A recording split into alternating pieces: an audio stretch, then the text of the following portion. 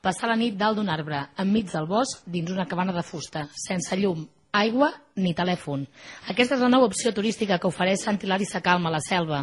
Es tracta d'unes cases de fusta penjades als arbres, a les quals s'accedeix per una passarel·la i que disposen a l'interior de totes les comoditats per passar una nit al bosc. Llit, taula, terrassa i fins i tot un lavabo ecològic. El seu impulsor, Manu Grimonpré, diu que visualment creen un efecte màgic. Cuando la ves, piensas, pero ¿eso cómo se mantiene? Pues no tiene pierna de fuerza por debajo que la mantenga.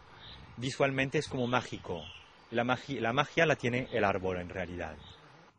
El procés de construcció de les cabanes s'ha fet de manera totalment manual i la fusta no està tractada químicament. Les cabanes compten amb un aval tècnic que en garanteix la seguretat.